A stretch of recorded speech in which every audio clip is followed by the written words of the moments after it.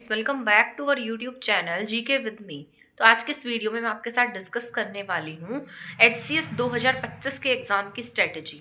ठीक है, इस वीडियो में हम कंप्लीट जानेंगे कि एचसीएस का एग्ज़ाम किस तरीके से होता है, आपको कौन से सब्जेक्ट प्रिपेयर करने हैं, इसमें प्री में कौन से सब्जेक्ट आते हैं, कौन से टॉपिक्स आते हैं और मेंस के लिए क्या रहता है।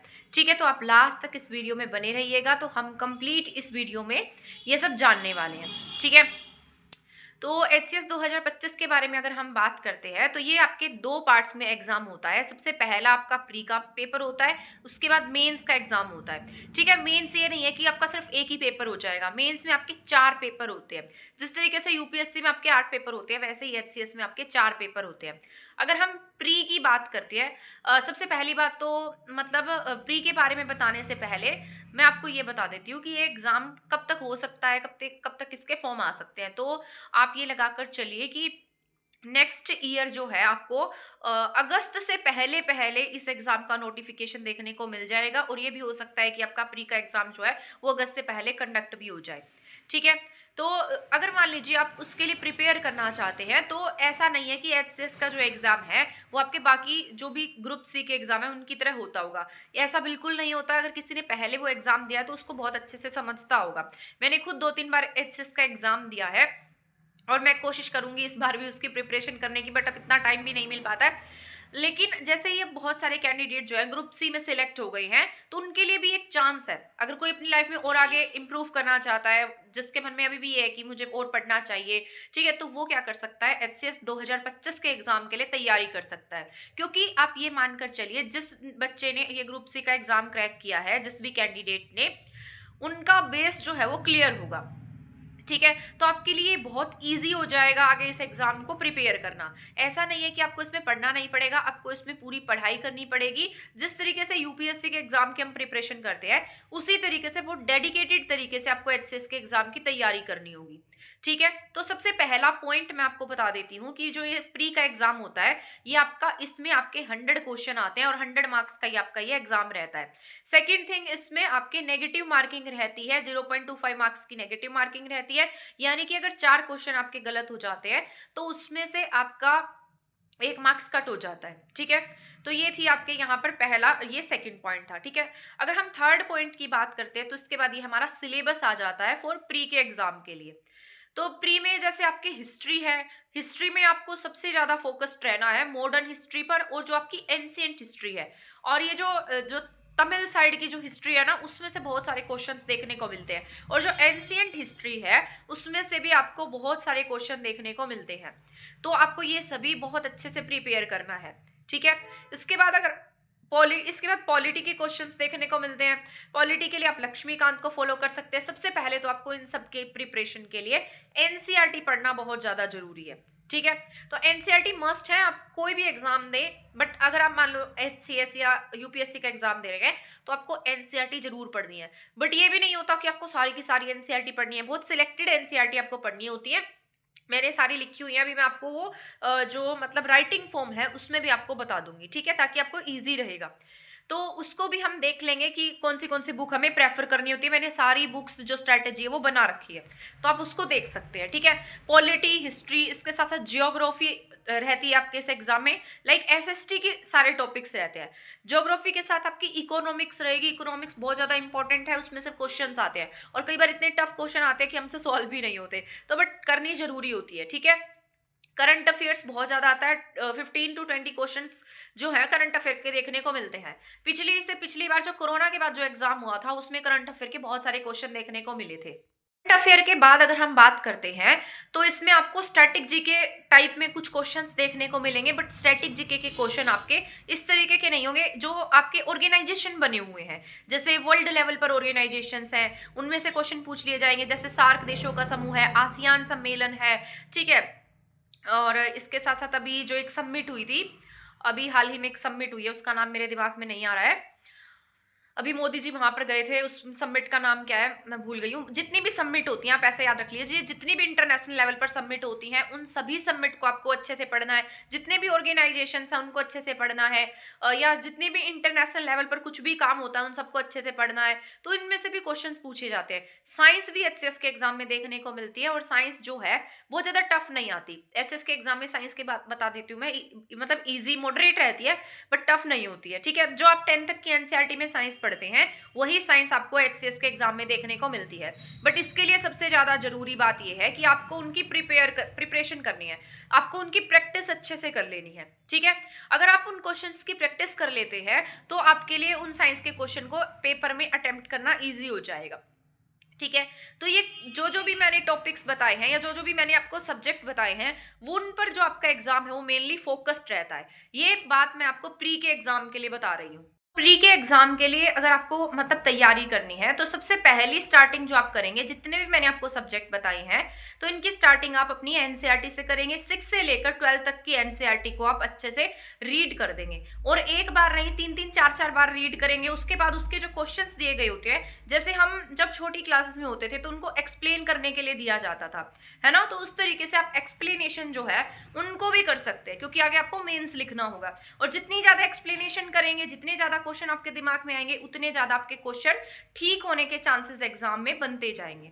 ठीक है, तो सबसे पहले आपको एनसीईआरटी पढ़नी है। एनसीईआरटी एक बार नहीं 3-3 4-4 बार आपको उनकी रीडिंग लेनी है। एक बार आप ऐसे ही रीड कर सकते हैं, दूसरी बार आप पेंसिल से उसको रीड कर सकते हैं, तीसरी बार आप उसको पेन से रीड कर सकते हैं। इस तरीके से आप 3-4 रीडिंग जो है एनसीईआरटी की ले सकते हैं। ठीक है, तो एनसीईआरटी मस्ट है, एनसीईआरटी आपको करनी ही करनी है। आपको बहुत सारे लोग मिल जाएंगे जो कहेंगे स्टैंडर्ड बुक्स पढ़ लो, ठीक है, स्पेक्ट्रम पढ़ लो पहले से, बट एनसीईआरटी अगर आपने पढ़ी है तो उसके बाद आप जितनी भी बुक्स पढ़ेंगे, कोई भी स्टैंडर्ड बुक पढ़ेंगे तो आपके लिए ईजी रहेगी। ठीक है, तो एनसीईआरटी में से बहुत सारा आपके एग्जाम में देखने को मिलता आया है, और आगे भी पूरे चांसेस हैं एनसीईआरटी में से आने के। एनसीईआरटी सबसे इंपॉर्टेंट है, एनसीईआरटी पढ़नी ही पढ़नी है। ठीक है, बट सिलेक्टेड एनसीईआरटी पढ़नी है, ये नहीं है कि आपको सारी ही एनसीईआरटी पढ़ देनी है। ठीक है, तो मैं बता दूंगी आपको कौन सी एनसीईआरटी की बुक पढ़ लेनी है। तो मेरे पास अभी एनसीईआरटी की बुक्स यहाँ पर पढ़ी नहीं है, मेरे घर पर थी, और मैंने सभी सिलेक्टेड एनसीईआरटी पढ़ी हुई हैं। जैसे हिस्ट्री के लिए है, मॉडर्न हिस्ट्री के लिए 8 क्लास की एनसीईआरटी है। ठीक है, एंशिएंट के लिए जैसे 6 क्लास की एनसीईआरटी है, मेडिवल के लिए जैसे 7th क्लास की एनसीईआरटी की बुक है हिस्ट्री के लिए। तो इस तरीके से ना आपको सभी बुक्स नहीं पढ़नी है, बहुत सिलेक्टेड सी ही बुक पढ़नी है। ठीक है, और इसके बाद आप स्टैंडर्ड बुक को फॉलो कर सकते हैं, वो सारी लिखी हुई फॉर्मेट में मैं आपको बताती जाऊंगी। अब अगर मैं बात करती हूँ मेंस के एग्जाम की, तो मेंस का एग्जाम जो है इसमें आपके 4 पेपर होते हैं, जिसमें से 2 आपके लैंग्वेज के पेपर रहते हैं, एक हिंदी और एक इंग्लिश। ये दोनों आपके क्वालिफाइंग होते हैं, इसमें शायद आपको 33% मार्क्स लेने होते हैं। ठीक है, लेकिन मान लीजिए अगर आप इस पेपर में पास नहीं होते हैं तो आपके ये जो 2 एग्जाम और हैं वो भी चेक नहीं किए जाएंगे। तो आपका इन दोनों पेपर को क्वालिफाई करना बहुत ज़्यादा जरूरी होता है, हिंदी और इंग्लिश। ठीक है, और ये बहुत टफ तो नहीं आते हैं। मैंने किसी की स्ट्रेटेजी देखी थी तो उन्होंने बता रखा था कि जैसे नीतू मैम की बुक है वो कर लो, हिंदी में बहुत ईजी से क्वेश्चन पूछे गए थे। तो हिंदी इंग्लिश की जो लैंग्वेज की बुक है वो बहुत ज़्यादा टफ नहीं पूछी जाती है, बट फिर भी आपको प्रिपेयर करना है। आप अपनी इसके लिए जो टॉपर्स हैं उनकी स्ट्रेटेजी को फॉलो कर सकते हैं, उन्हें सुन सकते हैं। इसके बाद अगर मैं 2 और सब्जेक्ट की बात करती हूँ तो एक आपका रहता है ऑप्शनल और एक रहता है आपका जीएस का पेपर। जीएस के पेपर में अभी जितने भी मैंने आपको सब्जेक्ट बताए थे उन सब में से मिक्सअप आपका एक पेपर आता है। इसके बाद जो आपका ऑप्शनल होता है वो आपका मोस्ट इंपॉर्टेंट होता है। तो सबसे पहले आपको अपने जैसे आप जीएस की प्रिपरेशन करेंगे उसके साथ साथ आपको अपने ऑप्शनल की भी तैयारी करनी है। ऐसा नहीं है कि आपने प्री का पेपर तो दे दिया है और आपकी ऑप्शनल की तैयारी नहीं है। क्या पता ऐसा आपका प्री पास हो जाए, फिर आपकी ऑप्शनल की तैयारी नहीं होगी तो फिर आप आगे कैसे अपना एग्जाम दे पाएंगे। तो इसलिए आपको ऑप्शनल को भी साथ साथ लेकर चलना है। ऑप्शनल की तैयारी भी उतने ही अच्छे तरीके से कर लेनी है। अभी पिछले जो भी साल में पेपर हुआ था उसमें मैथमेटिक्स से, साइंस से और जैसे एग्री के सब्जेक्ट होते हैं उनसे ज़्यादा बच्चे सिलेक्टेड होते हुए देखे हैं। ठीक है, तो आप अपना जो ऑप्शनल है वो बहुत अच्छे से सोच समझ कर ही चूज़ कीजिएगा। अभी मैं आपको लिखित फॉर्म में बता देती हूँ कि आपको कैसे प्रिपेयर करना, कौन सी बुक्स पढ़ लेनी है। ठीक है, ये एक तरीके का क्या हो जाएगा, मतलब मैंने लिखा हुआ है, तो इससे थोड़ी सी हेल्प हो जाएगी आपकी बुक्स को लेकर। तो अभी मैं आपको बताती हूँ कि कौन सी बुक आपको देख लेनी है, कौन सी बुक आपको पढ़ लेनी है। वीडियो में हम डिस्कस करेंगे एचसीएस 2025 की स्ट्रेटेजी के बारे में। तो अभी मैंने आपको कहा था कि जो एनसीईआरटी की बुक है कि हम कौन सी एनसीईआरटी की बुक इसमें रीड कर सकते हैं, तो वो सब हम इसमें मैं आपको इस पीडीएफ के थ्रू बताने वाले हूँ। सबसे पहले तो अगर हम हिस्ट्री की बात करते हैं तो हिस्ट्री के लिए एंशिएंट हिस्ट्री में आपको पढ़ लेनी है 6th क्लास की एनसीईआरटी, 7th क्लास की, 8th क्लास की, ये सभी आप पढ़ सकते हैं हिस्ट्री के लिए। ठीक है, अगर आप 9th क्लास की एनसीईआरटी हिस्ट्री की पढ़ते हैं तो ये आपकी वर्ल्ड हिस्ट्री से रिलेटेड है, और वर्ल्ड हिस्ट्री आपके प्री के एग्जाम में नहीं आती है, लेकिन आप 10th क्लास की एनसीईआरटी को जरूर पढ़िएगा। इसके बाद आप 12th क्लास की एनसीईआरटी पढ़ सकते हैं। 11th क्लास की जो एनसीईआरटी है वो भी टाइप ऑफ आपके वर्ल्ड हिस्ट्री से रिलेटेड है। ठीक है, तो आपको 6th, 7th, 8th और 10th एंड 12th की हिस्ट्री की बुक्स जो है एनसीईआरटी की वो अच्छे से रीड कर लेनी है।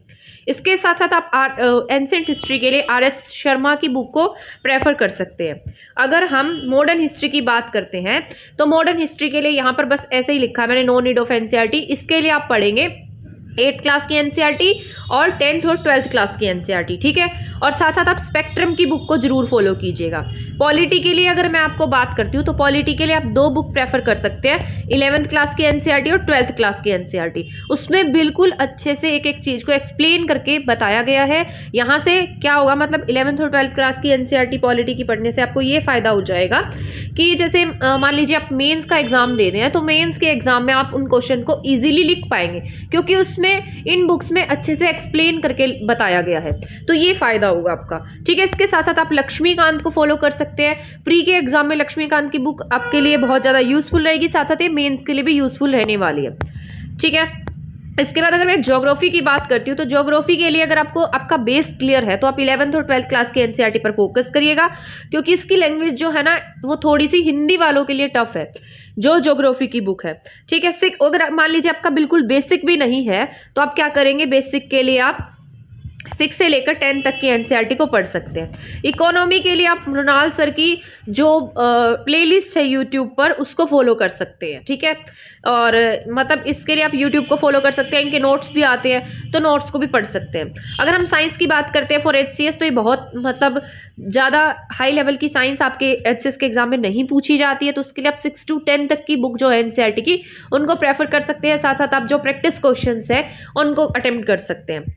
Same chapter of 11th and 12th, मतलब यहाँ पर लिखा है जैसे बायो के कुछ चैप्टर्स होंगे जो 11th और 12th में आते हैं, तो कुछ बायो के चैप्टर आपको पढ़ने हैं। जैसे टाइप ऑफ एक वो चैप्टर आता है ना जो पूरा प्लांट्स से रिलेटेड होता है, तो वो प्लांट्स वाले चैप्टर जो आपको अच्छे से पढ़ लेने हैं, उनमें से ज़्यादा एग्जाम में पूछा जाता है। हरियाणा जीके के लिए आप मेरा चैनल फॉलो कर सकते हैं। ठीक है, इसके लिए आप खुद के नोट्स बना सकते हैं। मेरे पास ये ऑलरेडी नोट्स है, इसकी मैंने प्लेलिस्ट करा के है, अगर आप उतना भी कर लेते हैं तो भी सफिशियंट है, क्योंकि आपने पिछले साल में देखा होगा जो एचसीएस के एग्जाम हुए हैं उनमें हरियाणा जीके जो है वो बहुत ज़्यादा नहीं पूछी गई है, शायद 3 या 4 क्वेश्चन ही आपको हरियाणा जीके के देखने को मिले थे। ठीक है, तो आप इतना ही रीड कर सकते हैं। तो ये स्ट्रेटेजी आपकी है। स्टार्टिंग अगर आप कर रहे हैं तो इस तरीके से आप स्टार्ट कर सकते हैं, क्योंकि कई बार ऐसा होता है कि हम कोई एग्जाम देते हैं तो हमें उसके बारे में पता ही नहीं होता कि हमें उसकी प्रिपरेशन कैसे कर लेनी है। तो आपको इस तरीके से इसकी प्रिपरेशन कर। बाकी अगर आपको कोई भी डाउट रहेगा तो आप कमेंट सेक्शन में मुझसे पूछ सकते हैं। ठीक है, और कोई भी बुक अगर आपको पूछनी है तो वो भी आप मुझसे पूछ सकते हैं। ठीक है, कि आपको कैसे नोट्स बना लेने, कैसे प्रिपरेशन करनी है, इन सब के बारे में अगर आपको कोई भी डाउट है तो आप मुझसे कमेंट सेक्शन में पूछ सकते हैं। ठीक है, तो बने रहिएगा चैनल के साथ। हाँ, और आप आगे आपको और भी वीडियोस देखने को मिलेंगी, शायद मैं आपकी प्रिपरेशन भी कराऊंगी, क्योंकि जितनी मैं अपनी प्रिपरेशन करूंगी वो साथ साथ आपको भी प्रिपेयर कराती रहूंगी। ठीक है, तो मैं पूरी कोशिश करूंगी आपके लिए क्लासेस लाने की। तो ये उन स्टूडेंट्स के लिए ये अच्छा चांस है जो जॉब लग चुके हैं, जिनके माइंड पर बहुत ज़्यादा प्रेशर भी नहीं है, तो आगे के लिए इन चीज़ों को फॉलो कर सकते हैं। ठीक है, क्योंकि स्टडी के साथ हमें जुड़े रहना चाहिए, क्योंकि आगे भी यूजफुल रहता है, एग्जाम के लिए भी यूजफुल रहता है, और हमेशा हम सीखते भी रहते हैं। ठीक है, तो आप चैनल के साथ बने रहिएगा। मिलेंगे नेक्स्ट वीडियो में हमारे नेक्स्ट टॉपिक के साथ, नेक्स्ट स्ट्रेटेजी के साथ। तब तक के लिए थैंक यू।